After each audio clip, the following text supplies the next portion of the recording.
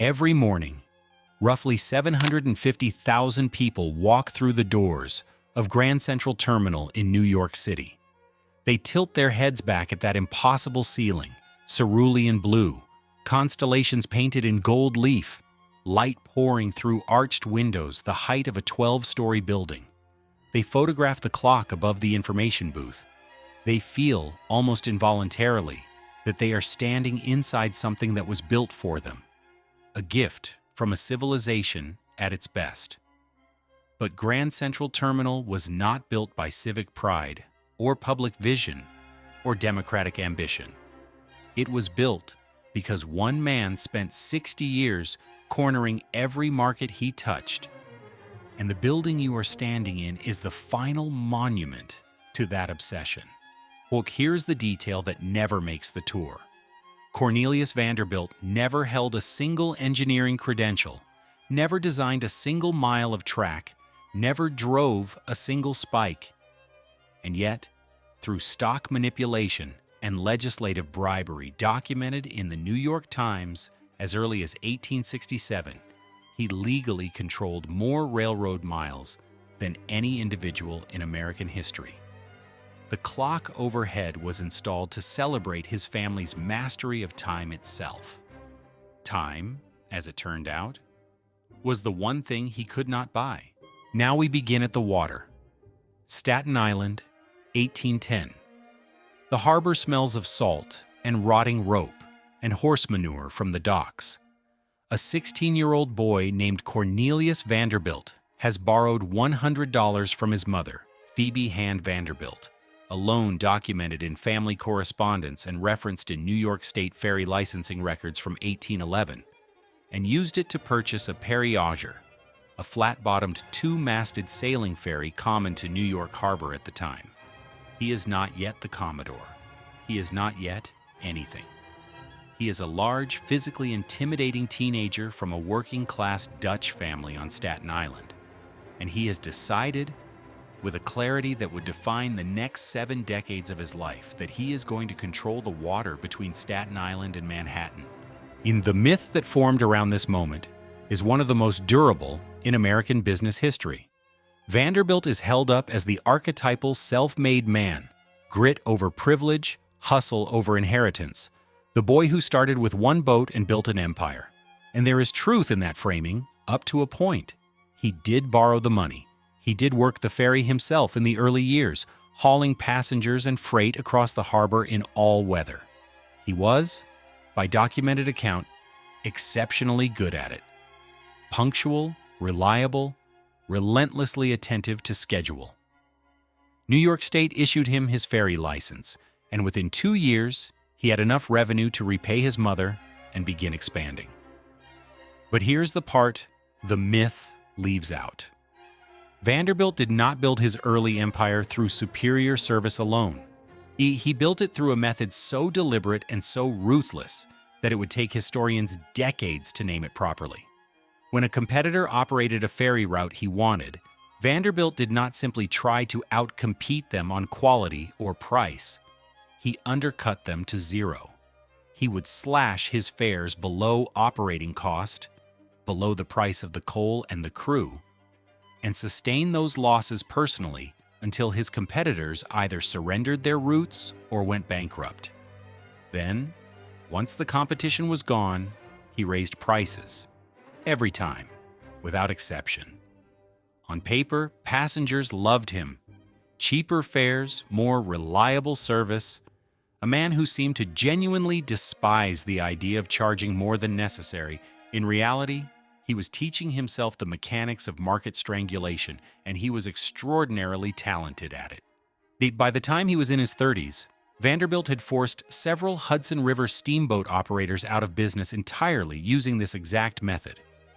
A few tried to buy him off, paying him a retainer fee, essentially a bribe, to stay off their routes. He took the money, then he moved to a different route and started over. By the time he was 40, Cornelius Vanderbilt controlled the dominant steamboat lanes along the Hudson River. He had never held a government position, never received a land grant, never benefited from the kind of federal subsidy that would later underwrite the transcontinental railroads. What he had was a system, monopoly by attrition, and the will to apply it without sentiment or hesitation. There is no clock in this chapter yet, no station, no concourse, no gilded ceiling, but the mechanism is already running. Vanderbilt's obsession with scheduling, with being early, with holding others to an exact standard of timeliness, was noted by contemporaries even in his ferry days. A boat that left late was a boat he personally investigated. A crew member who cost him a departure was a crew member he did not rehire. Time, for Vanderbilt, was not an abstraction. It was leverage. Control the schedule, and you controlled the passenger. Control the passenger, and you controlled the route. Control the route, and you controlled the money. He hadn't touched a railroad yet, but the same method, the same instinct to compress, corner, and control, was about to find a much larger machine to inhabit. What happens next is a story about revenge that accidentally became an empire.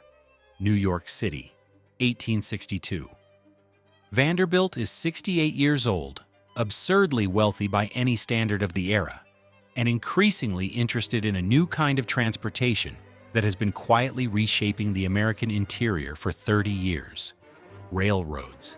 He has watched them from a distance, occasionally invested, occasionally maneuvered, but he has not yet committed to them the way he committed to the water. That changes in 1862 when he begins quietly acquiring stock in the New York and Harlem Railroad, a small but strategically critical line running from Lower Manhattan up through the city toward the Hudson Valley. The individual who enters the picture here, and who will shadow Vanderbilt for the next decade, is Daniel Drew, a former cattle drover turned Wall Street speculator whose financial instincts were, if anything, even less burdened by ethics than Vanderbilt's own. Drew was already a significant presence in New York financial circles, known for his willingness to manipulate stock prices with a ruthlessness that even his contemporaries found unsettling. He and Vanderbilt had history, years of maneuvering around each other in the steamboat era, and the relationship between them was never friendship. It was mutual surveillance. The New York and Harlem Railroad stock manipulation of 1863 is documented in the railroad's own stock ledgers and in the subsequent legal and legislative investigations that followed. The scheme worked like this. In Erie, a group of New York City aldermen, members of the city's Common Council, quietly agreed to grant the Harlem Railroad a lucrative new streetcar franchise that would significantly increase the railroad's value. Before the vote, they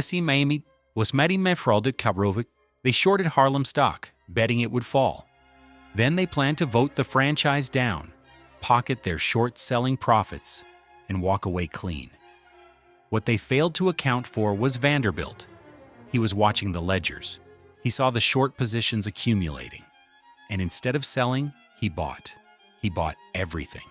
He absorbed every share being offered and kept buying until he had cornered the market, until the short sellers, the aldermen included, had nowhere to go. When the franchise was voted down, Harlem stock did fall briefly. And then Vanderbilt's corner held. And with the short sellers had to cover their positions, buying back stock from Vanderbilt at whatever price he chose to set. The aldermen who thought they were robbing him ended up paying him instead. He didn't enter railroads to build something. He entered to punish someone.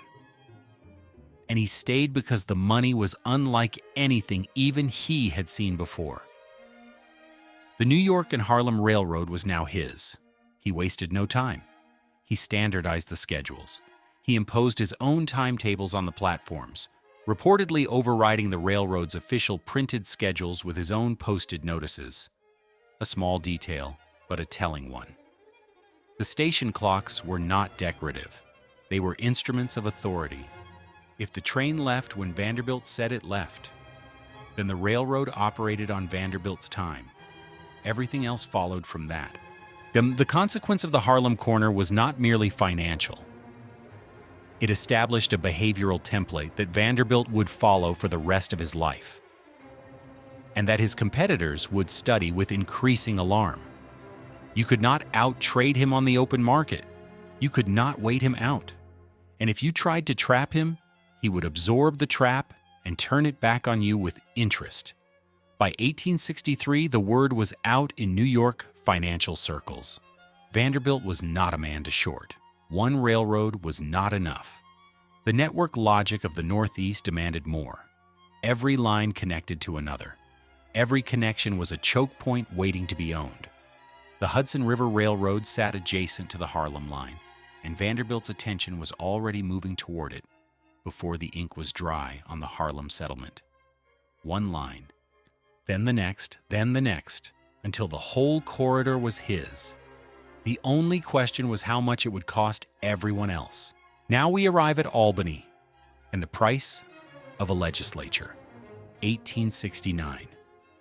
The consolidation of the New York Central Railroad is not a story about engineering or infrastructure or the bold vision of a man who wanted to connect America. It is a story about money changing hands in rooms where the public was not invited, and about the gap between what legislators said in the record and what investigators later found in the margins. By this point, Vanderbilt already controlled the New York and Harlem Railroad and the Hudson River Railroad. The New York Central, the main trunk line connecting Albany to Buffalo, and through connecting roads to Chicago, was the logical next piece. It was also the most valuable single rail property in the northeastern United States. And acquiring it meant persuading the New York State Legislature to authorize a merger that would give one man effective control of the primary passenger and freight corridor between New York City and the American interior.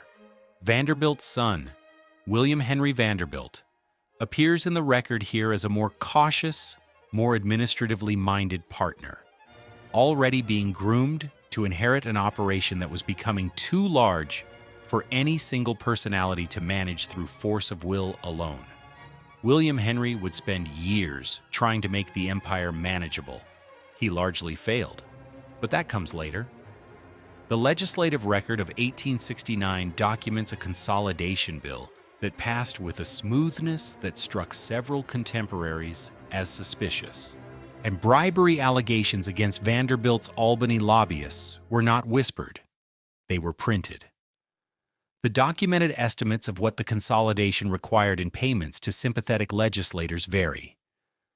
But the historian T.J. Stiles, in his Pulitzer-winning biography, The First Tycoon, places the figure in the range of $500,000 in 1869 currency, a sum that translated to current values would represent tens of millions of dollars. Vanderbilt himself, when pressed on the subject in later years, was reported to have offered a response that became one of the most quoted lines of the Gilded Age. "It don't pay to bribe men," he reportedly said. He did not say he hadn't done it. The merger was approved. The New York Central was his. The immediate financial consequence was exactly what Vanderbilt's critics feared, and his allies expected. New York Central stock was inflated. The family's combined wealth doubled in a period that could be measured in months, not years. Competitors who had operated along parallel corridors found themselves squeezed, their freight customers moving to Vanderbilt's line, their passenger revenue following. The Northeastern Rail Corridor from New York City to Chicago now operated on a single set of terms, Vanderbilt's terms. And now, for the first time, the empire needed a monument, not just a functioning railroad, a symbol, something at the center of everything, in the most visible possible location, that said, "This is what the future looks like." And one man built it. He commissioned plans for a new passenger terminal at 42nd Street in Manhattan. The architect selected was John B. Snook, and the project was called the Grand Central Depot. The year was 1869. The clock concept, a station clock as a centerpiece, a literal embodiment of Vanderbilt's command over schedules, over time, over the movement of people through space, entered the blueprint early. Newspapers, when the plans were announced, praised the vision. One described it as a monument to American industrial progress. Another called it the finest railroad terminal on the continent before the first stone had been placed. The legislature had called the consolidation a public benefit. The receipts told a different story, and the building that was about to rise at 42nd Street, its iron roof, its compressed construction schedule, its borrowed money, would tell a different story too. But that would take a few more years to become visible. The empire was real now. The question was what it would cost to keep it standing. Continuing seamlessly from Part 1. Now we turn to the building itself. 42nd Street, Manhattan, 1869. The ground is frozen in November when the first survey stakes go into the earth. The neighborhood at this latitude is not yet the midtown of the 20th century. It is semi-industrial, semi-residential, a transitional zone that Vanderbilt's engineers have selected not for its elegance, but for its geometry. 3 railroad lines converge here. The logic is purely operational. Get the trains underground, get the passengers onto the street, and build something large enough that no one questions whether the man who owns it also owns the city. The architect is John B. Snook, a prolific New York commercial designer whose previous work includes the original A.T. Ian Stewart department store on Broadway, a building that understood the theater of commerce, the importance of making money feel like beauty. Snook is paired with engineer Isaac Buckhout, and together they are handed a commission that is, by any measure of the era, extraordinary. A terminal spanning the width of a full city block, a train, shed roof in iron and glass, vaulting 200 feet across the track space below, a facade of red brick and iron that would announce from blocks away that you were approaching something significant. The original construction contracts from 1869 survive in institutional records, and what they reveal, when read against the timeline, is a project under sustained pressure from the moment ground broke. Vanderbilt wanted the terminal operational by 1871. That was not a suggestion.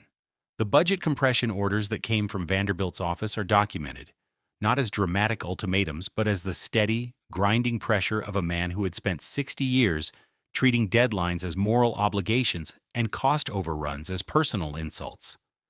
Buckhout's internal engineering notes, referenced in subsequent structural analyses of the depot, flagged a specific concern about the train shed roof.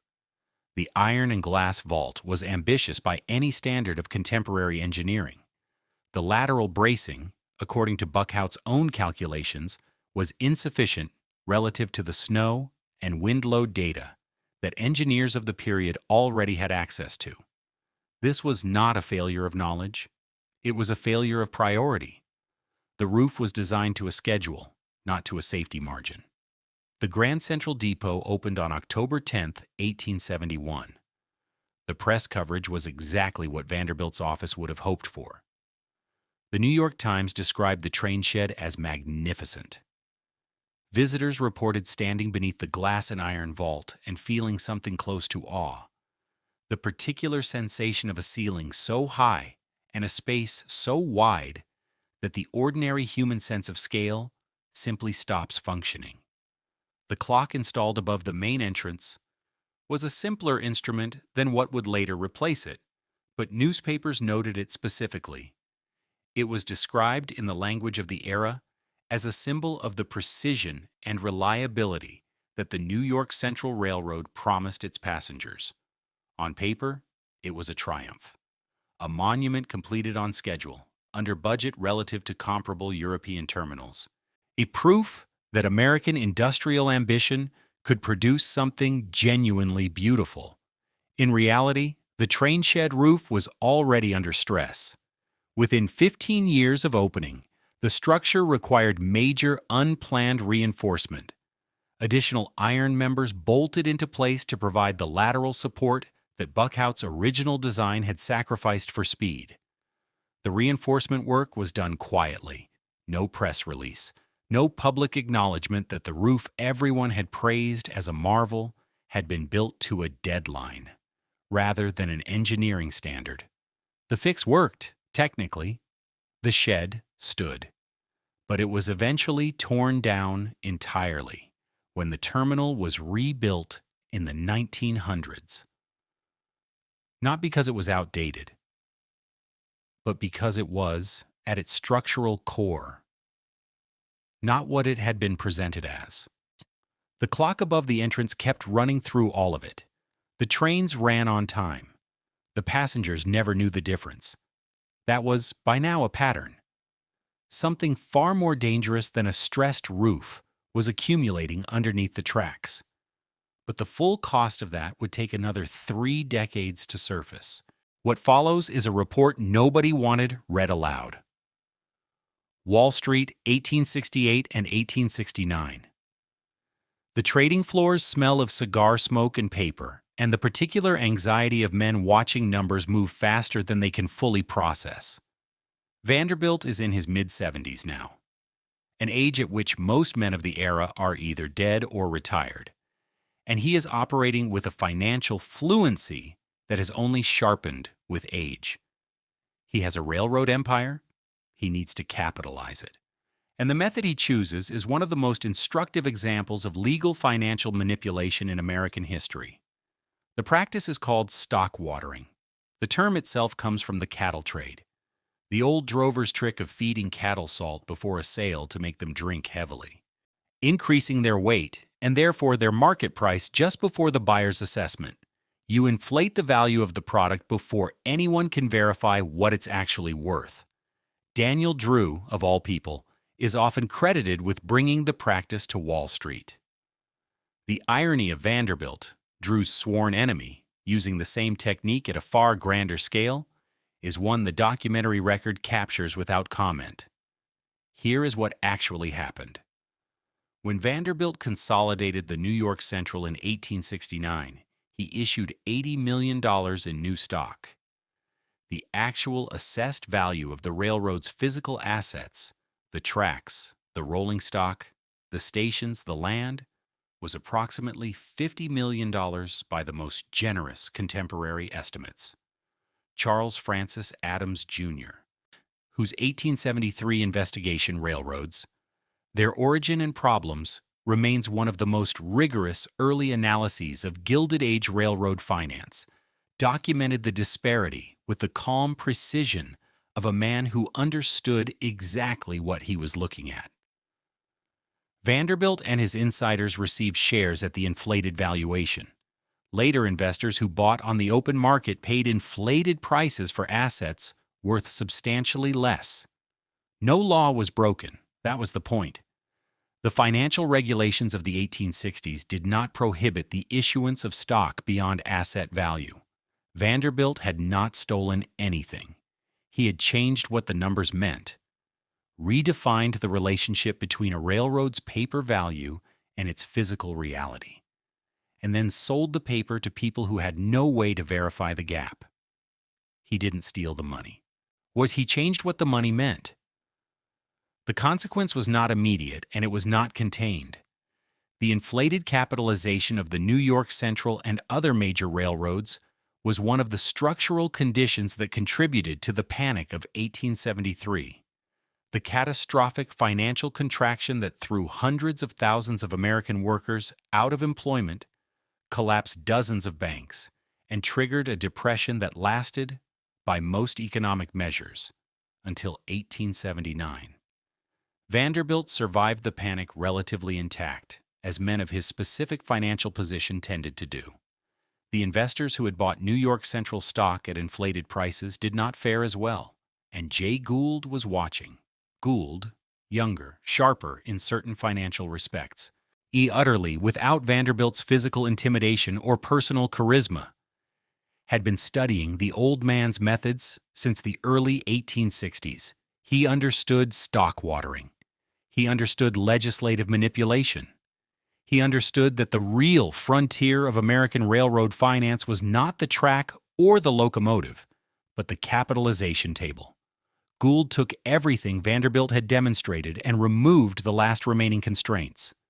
He would become the most feared financial operator of the Gilded Age, and Vanderbilt had written his curriculum. The clock above the depot entrance kept time without irony. Transactions were recorded in ledger books that balanced perfectly because the numbers inside them had been arranged to balance. The trains ran, the dividends paid.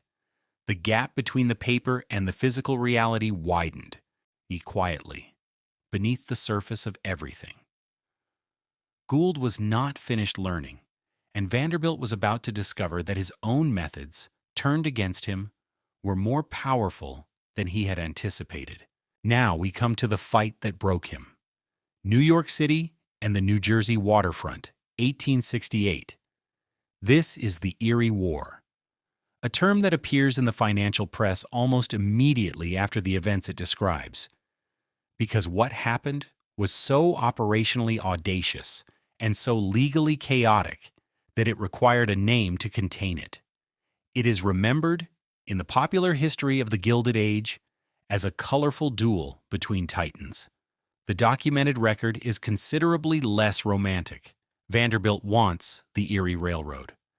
The Erie runs across southern New York State to the Great Lakes, and it represents the one major northeastern trunk line he does not yet control. Without it, a competitor can always undercut his freight rates between New York and the interior. With it, the corridor is sealed. The logic is, by this point in his career, completely automatic. He begins buying Erie stock in late 1867.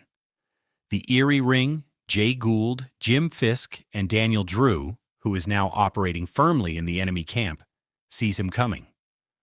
What they do next is documented in the New York Times coverage of March and April 1868.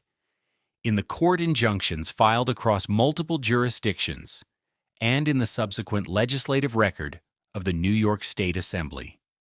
It is one of the most precisely documented frauds in American financial history, which makes it all the more remarkable that its perpetrators faced essentially no legal consequence. The scheme was straightforward in concept and breathtaking in execution. As Vanderbilt bought Erie shares on the open market, the ring simply printed more. They issued fraudulent convertible bonds and converted them to stock certificates and fed the new shares into the market faster than Vanderbilt could absorb them. Every dollar he spent buying Erie, they responded by creating new Erie shares to sell him. The stock certificates were, by any definition available at the time, fraudulent. They had been issued without proper board authorization, in violation of the railroad's own charter, and in direct defiance of a court injunction obtained by Vanderbilt's lawyers. Gould and Fisk, accompanied by roughly $6 million in cash stuffed into bags and trunks, fled across the Hudson River to the Taylor Hotel in Jersey City, New Jersey, outside the jurisdiction of the New York courts, where Vanderbilt held his injunctions. The New York Times reported their departure with a combination of outrage and barely suppressed disbelief. They sat in New Jersey, in what the press immediately dubbed Fort Taylor, and waited. Then Gould went to Albany. He arrived with a satchel containing, by the estimates of contemporaries, somewhere between $500,000 and $1 million in cash, and he proceeded to purchase the retroactive legalization of the fraud he had just committed. The New York State Legislature passed a bill legalizing the Erie stock issuance. Vanderbilt's corner was broken. He had spent between $1 and $7 million. The estimates in the historical record vary, acquiring shares of a railroad he would never control, at prices inflated by certificates that had been manufactured specifically to defeat him. He withdrew. For the first time in a market engagement, Cornelius Vanderbilt walked away from a fight he had not won. Though he retreated to the lines he already controlled and did not pursue Erie again. The man who had never lost a market war walked away from this one, because the other side had simply bought the law.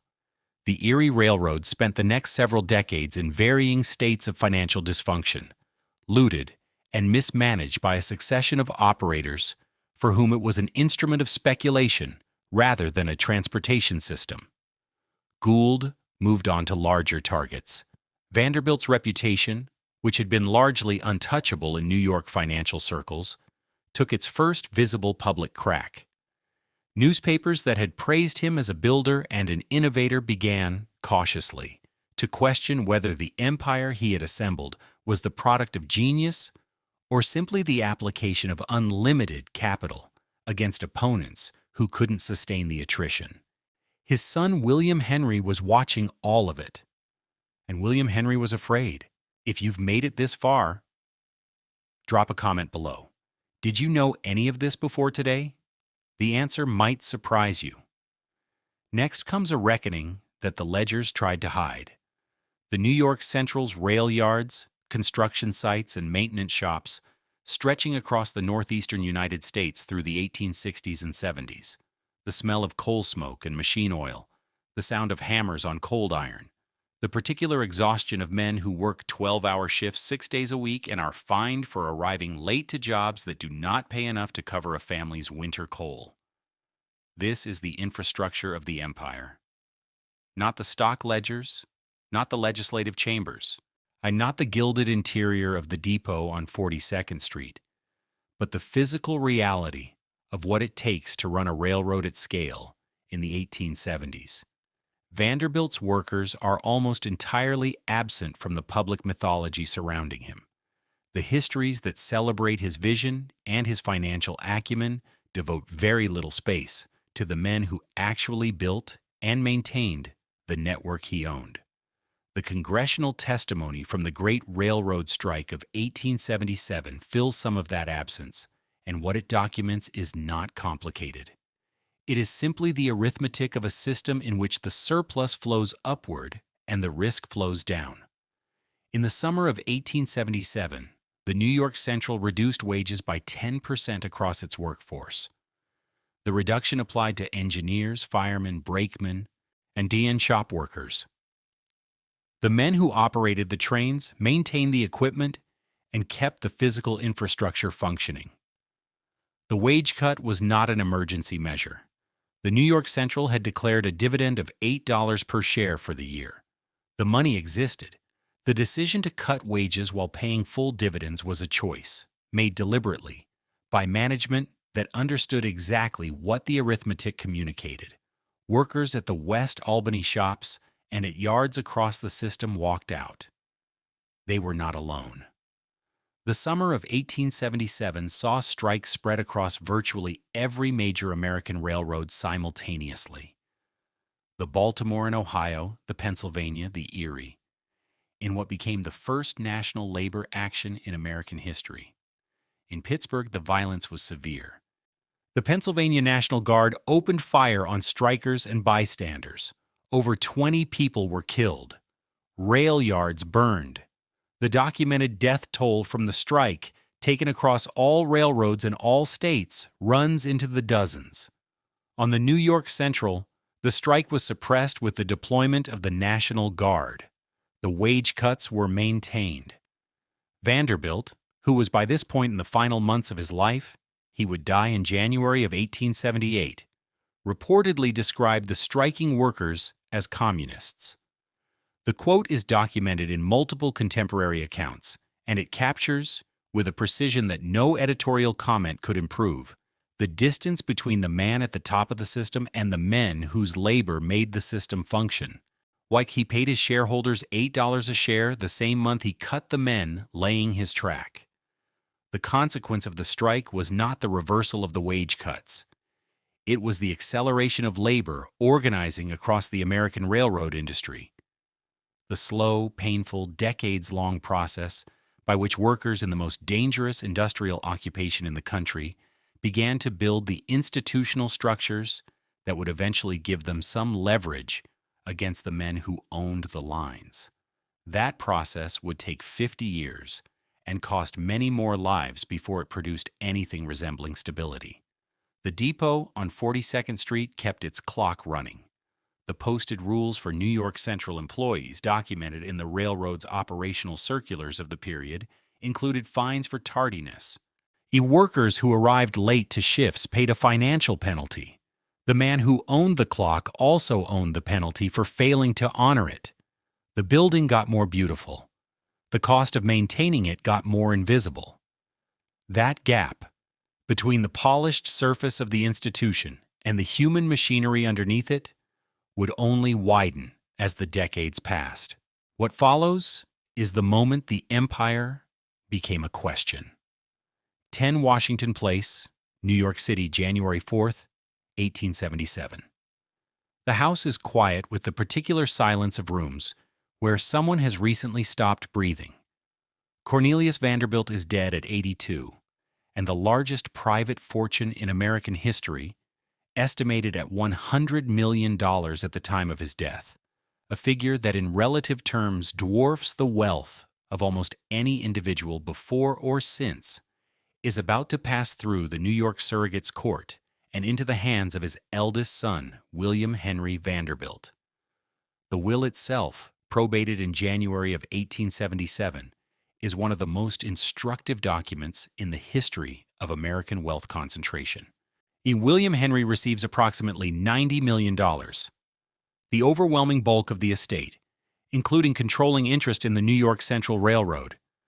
The 8 daughters receive $500,000 each.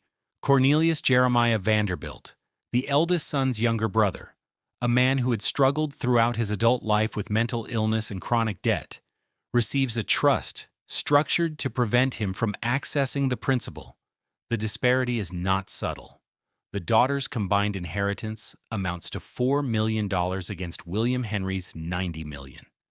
The will contest that followed, documented extensively in the surrogate's court filings, brought by several of the daughters and by Cornelius Jeremiah, was settled out of court. But the terms of the settlement and the bitterness documented in the legal filings make clear that this was not a family at peace with its patriarch's final decisions. The lawyers on record include Horace Russell, who represented the estate, and Clinton Bell, who represented contesting heirs. The contest produced testimony and documentation that, read today, reveals a family in which affection and financial calculation had been so thoroughly intertwined for so long that it had become impossible to separate them. Cornelius Vanderbilt had spent his life using money as leverage over everyone around him, including his children. The will was the final application of that principle. William Henry Vanderbilt inherited the largest fortune in American history, and his first instinct was to reduce his exposure as quickly as legally possible.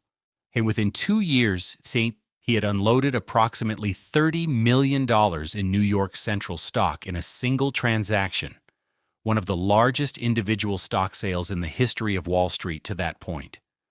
The market absorbed it, barely.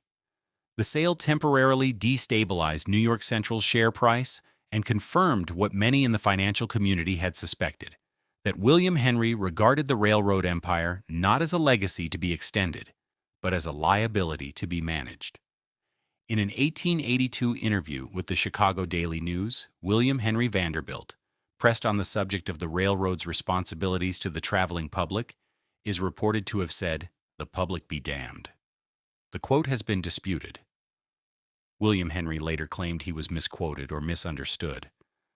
But the Chicago Daily News reporter, Ian Clarence Dresser, stood by his account, and the line entered the historical record with the durability of a phrase that, whether perfectly accurate or slightly compressed, captures something essentially true about its subject.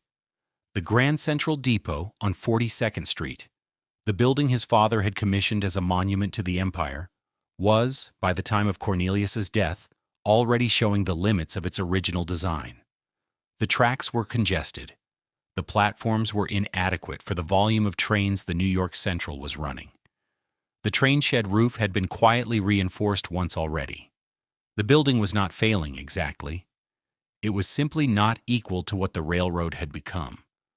William Henry's estate inventory, filed after his own death in 1885, includes a notation for a personal clock kept at the family's Washington Place residence. Family tradition holds that the clock stopped at the hour of Cornelius Vanderbilt's death and was never restarted. No archival document confirms this with certainty, but the image persists: a stopped clock in a silent room, while the trains outside kept running on someone else's schedule. The depot was already obsolete. The plan to replace it would produce something magnificent and far more dangerous than anyone had fully anticipated. Continuing seamlessly from Part 2. Now we arrive at the disaster nobody was supposed to remember. Park Avenue Tunnel, Manhattan, January 8, 1902. It is a Wednesday morning, cold and gray. The tunnel filled with the accumulated smoke of 100 steam locomotives that have passed through it since dawn. The Park Avenue Tunnel runs beneath the street from Grand Central Depot at 42nd Street northward, carrying New York Central trains into and out of the terminal in both directions simultaneously, on tracks separated by a narrow island platform. The smoke is not incidental. It is the defining physical condition of the tunnel, thick enough on busy mornings to reduce visibility to a matter of feet. Signal lamps glow orange and red through the haze, but the haze swallows them before they carry far. And at 8 hours and 10 minutes in the morning, a New Haven Railroad Express train stops inside the tunnel near 56th Street, held at a signal. The train behind it, a New York Central Express operated by motorman John Whisker, runs the stop signal at speed and drives directly into the rear of the stationary train. The collision is not a glancing blow. It is full force, coach against coach, in a confined underground space already thick with smoke and reduced oxygen. 15 people are killed. More than 30 are injured. The dead include passengers who were reading morning newspapers, commuters who had made this exact journey dozens of times before, people for whom the Park Avenue Tunnel was simply the last underground minute before the city opened up above them. The New York Times ran the story on the front page on January 9th, 1902. The coroner's inquest that followed, and the Manhattan District Attorney's investigation, produced testimony that the New York Central's management would have preferred to keep out of the public record. The tunnel's visibility problem was not a surprise. It was not an unforeseen consequence of unusual weather or exceptional traffic. Complaints about smoke accumulation in the Park Avenue Tunnel had been filed with the New York Central's operating department for years before the crash. The complaints are documented. The responses, or rather the absence of responses, are documented. The railroad had received the information that its tunnel was dangerously obscured during peak operating hours, and it had made no structural changes. The rear train ran a stop signal. That is the proximate cause. And it is the cause that the New York Central's legal defense emphasized in every subsequent proceeding. John Whisker could not see the signal clearly. The question the inquest forced into the open was why Whisker could not see the signal clearly, and what the railroad had known about that condition before 15 people died in the dark. No New York Central executive was criminally charged. The company faced civil liability and settled claims brought by the families of the dead. The railroad's criminal negligence investigation concluded without indictments, an outcome that the Times and several other papers noted with editorial displeasure, but which produced no further legal action. What the disaster did produce was legislation. Public outrage, channeled through the New York State Legislature, resulted in a mandate that all trains entering Manhattan below a specified point must be electrically powered. Steam locomotives, the source of the smoke, the cause of the visibility that had made the Park Avenue Tunnel a recurring hazard, were prohibited from operating in the underground approaches to the terminal. The deadline for compliance was set. The New York Central had no choice. The disaster that killed 15 people in a smoke-filled tunnel is the direct reason the building you walk through today exists. Grand Central Terminal, the soaring concourse, the celestial ceiling, the four-faced clock above the information booth, was not built because a railroad wanted to give New York something beautiful. It was built because a railroad had spent years ignoring a documented safety problem, and 15 people paid for that indifference with their lives. The crash happens in the dark, in a confined space, below a street with no clock and no concourse, and no gold leaf constellation. It is the precise inversion of everything the terminal would later promise: order, precision, mastery over time and space. And it is the foundation on which that promise was built. Chief Engineer William J. Wilgus was already thinking about what came next. His plan was extraordinary, but it contained a mechanism that the New York Central's board would eventually use in ways Wilgus had not fully anticipated. Next comes a plan that rewrote the city and erased the man who made it. The design and construction of Grand Central Terminal, 1903 through 1913. The smell of limestone dust and wet concrete, the sound of steam drills working through Manhattan schist 40 feet below street level, the particular atmosphere of a construction site so large that it becomes for a decade its own small city embedded inside the larger one. More than 10,000 workers pass through the site during the construction years. The project displaces an entire urban neighborhood.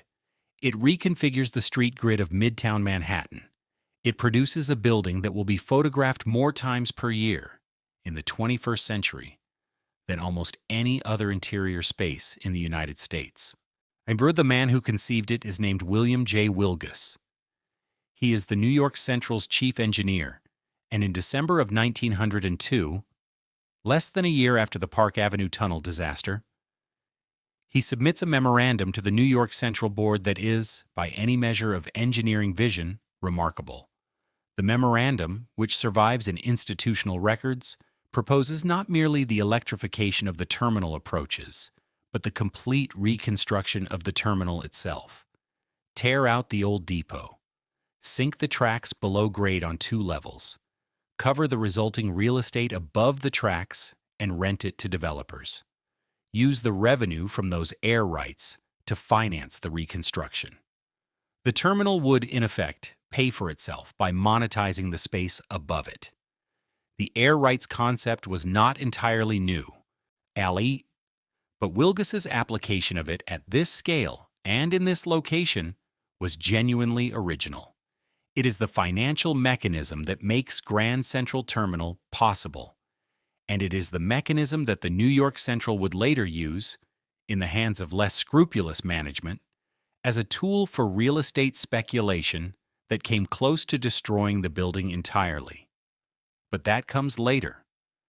The architectural competition for the new terminal involved 2 firms, Reed and Stem, a St. Paul practice with serious railroad terminal experience, and Warren and Wetmore, a New York firm whose senior partner, Whitney Warren, had trained at the École des Beaux-Arts in Paris and had a personal social relationship with William K. Vanderbilt, grandson of the Commodore. See, the 2 firms were eventually required to collaborate, an arrangement documented in the contractual record and in the lawsuit that followed. Charles Reed and Alan Stem had won the original design competition. Their scheme included the innovative ramp system that replaced staircases in the terminal's pedestrian circulation, a practical solution to the problem of moving enormous crowds through a multi-level building without bottlenecks. Whitney Warren's contribution was primarily aesthetic: the Beaux-Arts facade, the heroic scale of the main concourse, the celestial ceiling. The overlap between the 2 firms' contributions became, during construction, a source of escalating professional conflict. Reed and Stem filed suit against Warren and Wetmore in 1911, alleging that they had been systematically pushed out of the project and denied proper credit and compensation.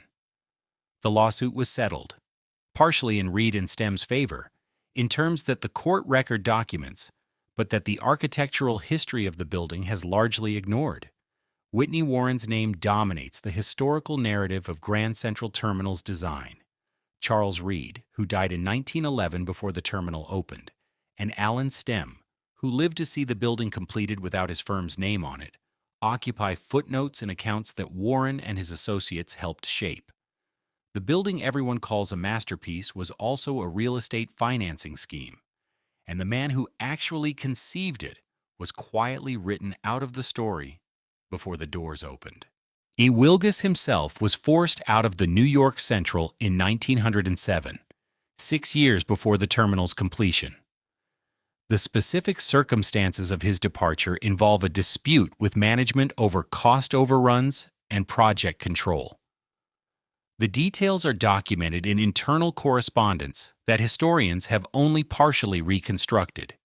He did not attend the opening in February of 1913. His name does not appear on the building. The four-faced opal clock was installed above the information booth in 1913. Opening day coverage in the New York papers described it as a symbol of permanence and mastery. The New York Central's promise that this building and the institution behind it would endure. The clock gleamed. The crowds moved beneath it. The financial structure underneath was already developing the first of its long cracks. Now we come to the war. New York, almost lost. New York City, 1961 through 1963. The post-war decades have not been kind to the American railroad. The automobile has taken the short-distance passenger. The airplane has taken the long-distance passenger. The interstate highway system, financed by federal dollars that flow freely to roads and almost nowhere to rails, is accelerating both trends simultaneously. The great railroad companies of the Gilded Age are contracting, consolidating, and in several cases quietly beginning the financial spiral that will end in bankruptcy. The New York Central, successor institution to everything Cornelius Vanderbilt assembled, is being run in 1961 by Alfred Perlman, a president whose primary obligation, as he understood it, and as the board that employed him understood it, was to the company's balance sheet rather than its architectural legacy. Grand Central Terminal is not, in Perlman's financial analysis, primarily a transportation hub. It is a piece of extraordinarily valuable Manhattan real estate sitting on top of an air right structure that William Wilgus designed specifically to be monetized. Pennsylvania Station, Penn Station, the other great New York Railroad terminal, built by the Pennsylvania Railroad between 1904 and 1910, a building of Roman imperial scale whose main waiting room was modeled on the baths of Caracalla, had already been sold to a developer named Irving Felt. The demolition began in 1963. Ada Louise Huxtable, the architecture critic of the New York Times, he wrote about the destruction with a controlled fury that remains among the most quoted pieces of architectural journalism in the 20th century. On October 30th, 1963, the Times published an editorial that included the line, "We will probably be judged not by the monuments we build, but by those we have destroyed." The wrecking cruise did not stop. Penn Station was gone by 1966. What replaced it was a building that no one has ever described as magnificent. The loss was immediate, visceral, and documented in photographs that showed the Pennsylvania Railroad's limestone columns lying in rubble in the meadowlands of New Jersey. The New York Central watched Penn Station's demolition and immediately began filing the paperwork to do the same to Grand Central. The air rights above the terminal, in the hands of a developer, would be worth hundreds of millions of dollars. The railroad needed the money. The logic was, from a strictly financial perspective, coherent. The terminal would come down, a tower would go up, and the trains, what remained of them, would run beneath it in a configuration to be determined later. What followed was a 16-year legal battle, documented in the records of the New York City Landmarks Preservation Commission. Established in 1965 as a direct legislative consequence of Penn Station's demolition, and ultimately resolved by the United States Supreme Court in Penn Central Transportation Company versus City of New York, decided in 1978. Penn Central, the merged successor to the New York Central and the Pennsylvania Railroad, formed in 1968, went bankrupt in 1970. It remains the largest corporate bankruptcy in American history at the time. The company that had been assembled from the ruins of Cornelius Vanderbilt's empire, the company whose predecessor had built Grand Central Terminal as a monument to permanence, filed for bankruptcy protection while its lawyers were simultaneously arguing in federal court that it had the right to demolish the terminal for profit. Jackie Kennedy Onassis, whose documented testimony before city and federal bodies in 1975 became the public face of the preservation campaign, framed the argument in terms that cut through the legal complexity with uncommon directness. She asked, essentially, Onassis out what it meant about a civilization that it would destroy what it had built at its best in order to replace it with what it could build at its most expedient. Grand Central Terminal was not saved because the railroad loved it. It was saved because the company trying to demolish it ran out of money and lawyers before the preservationists ran out of arguments. The Supreme Court ruled 6-3 in favor of the city's landmarks law. The terminal was legally protected. The clock above the information booth was still running. The building had survived. The question of who would get credit for that survival and who would be forgotten in the account was already being answered. Continuing seamlessly from Part 3, now we come to the part where the story gets rewritten. Grand Central Terminal's Centennial, 2013.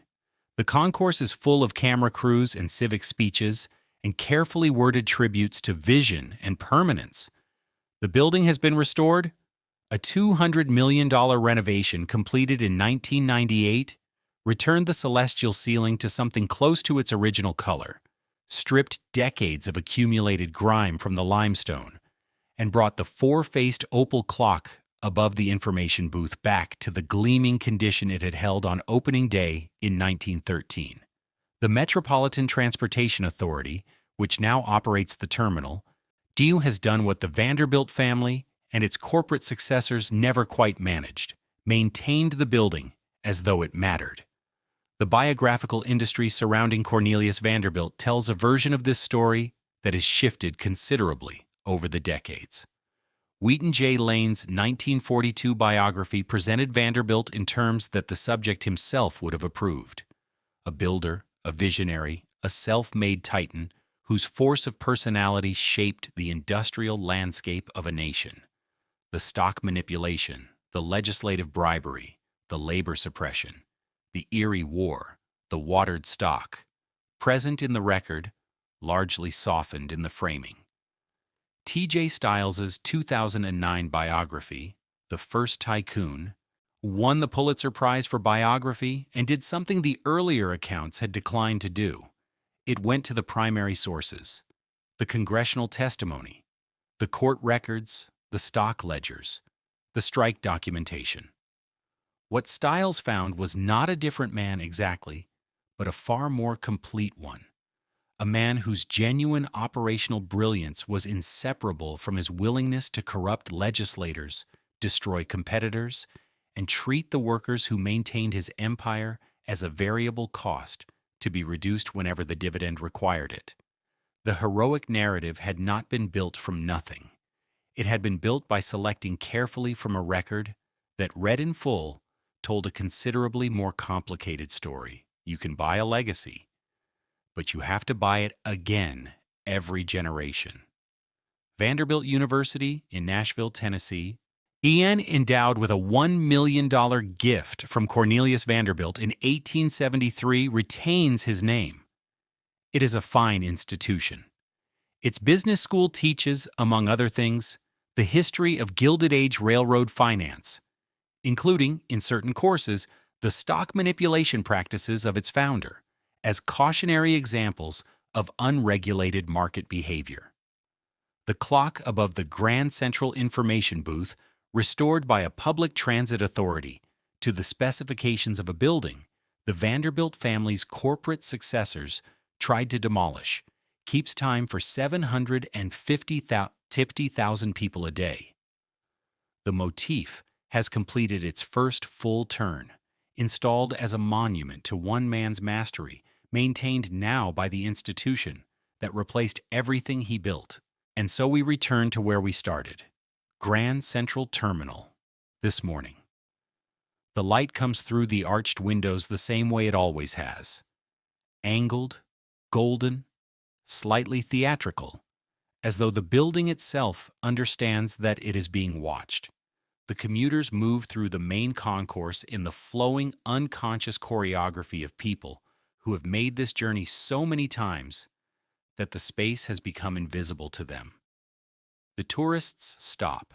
They look up. They photograph the clock. The four-faced opal clock above the information booth is valued at approximately $20 million. It was installed in 1913 as a literal symbol of the New York Central Railroad's permanence and mastery. The railroad no longer exists. The company that succeeded it went bankrupt in 1970. And the family whose patriarch commissioned the terminal's predecessor in 1869, whose fortune was, at its peak, the largest private accumulation of wealth in American history, dispersed that fortune across subsequent generations with a thoroughness that economists and historians have documented as one of the more complete examples of multi-generational wealth dissolution in the American record. The building remains. 15 people died in the Park Avenue Tunnel on January 8, 1902. Because the New York Central Railroad had received documented warnings about dangerous visibility conditions in its underground approaches and made no changes until the deaths forced a legislative mandate. Their names do not appear on any wall inside Grand Central Terminal. William Wilgus, the chief engineer who conceived the air rights financing mechanism that made the terminal possible, was forced out of the company 6 years before the building opened and did not attend the ceremony. Charles Reed, who won the architectural competition, died before the doors opened and watched his firm's contribution absorbed into a historical narrative, shaped by the partner who had better social connections. The workers who maintained the empire were fined for being late to jobs that paid less than the dividend checks sent to people who had never laid a hand on a rail. The clock still tells the right time. It just doesn't tell the whole story. 750,000 people pass through this building every day. They feel, almost without thinking, that they are standing inside a gift, something built for them, offered freely, a product of civic ambition and industrial grace. The building is beautiful. That part is true. The rest of it is buried deep enough, by now, that it has become invisible. He wanted to own every train in America. For a moment he did. The trains are gone. The clock remains. The morning light is still coming through those windows. It will come through tomorrow, and the day after, and for as long as the building stands, which, given that it survived a 16-year legal battle against its own owner, may be a very long time indeed. The tourist will keep arriving. The commuters will keep moving. The clock will keep turning above the information booth, 4 faces pointing in 4 directions, marking time for people whose names will never appear in any history of the place they are passing through. Cornelius Vanderbilt borrowed $100 from his mother in 1810 and spent the next 67 years compressing, cornering, and controlling every market he touched. He died the richest man in America. His empire was sold, merged, mismanaged, and bankrupted within a century of his death. The building that bears his family's name in its origin story was saved not by the family, but by a preservation law that the family's own indifference made necessary. The clock he would have recognized as his. The symbol of his command over time, over schedule, over the movement of human beings through space, is now maintained by a public authority, cleaned by workers whose predecessors he would have fined for being late, photographed by tourists who know his name but not what it cost. The building outlasts everyone. That is the only thing in this story that was never in dispute.